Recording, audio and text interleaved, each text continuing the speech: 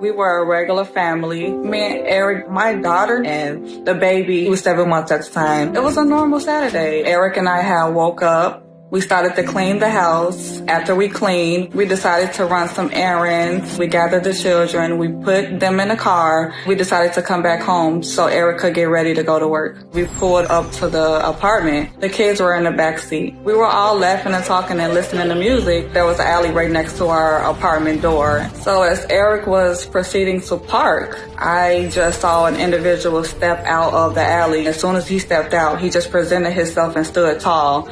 And then instantly his hand rose up and then a gun appeared. He just started shooting. We didn't have time to scream, run, talk. The shooter shot up the car over 16 times. I immediately tried to jump in the backseat to cover my children. All I heard was windows breaking, glass shattering, kids screaming, just pow, pow, pow, and it would not stop. As the bullets were going, I was just like in my head, why? And trying to cover my kids and then thinking about what was Eric doing. I began to see blood in my lap and I didn't understand why there was blood in my lap. I was shot 3 times. I was shot in my face and half of my face was hanging. And I was shot in my behind, hit my private area and came out my other leg. And then my thumb, I didn't know I was shot as many times as I was.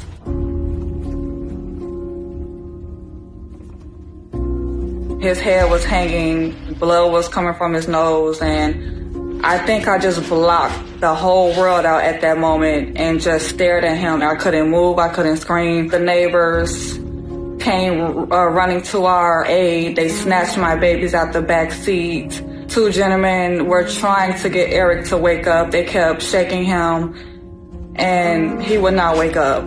I was in a state of shock, just watching everybody and everything. The police and the ambulance came immediately. I basically saw him take his last breath right in front of me. I was in the hospital for 14 days and I cried every day. I had to have multiple surgeries. I couldn't talk because my mouth was wired shut. I have a bullet still lodged in my thumb. Me and the children did get counseling right after the incident. We had our breakdowns, and me being a single mom, we just decided to just talk and express our feelings. Words can't explain the pain that a mother sees in her kids' eyes and how they fall to the ground and know that daddy isn't going to be here no more.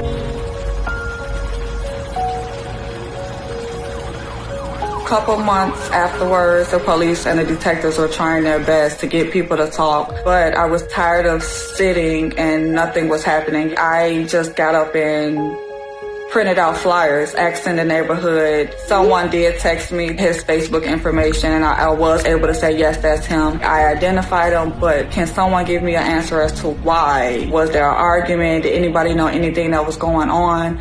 It's been 5 years, and I still have no answer as to why that person did that to us. Trial should be coming up in November. Guns are not good if they're used incorrectly, so just talk it out, get help. I just thank God every day that I'm not paralyzed. I'm still able to walk and talk and take care of my children.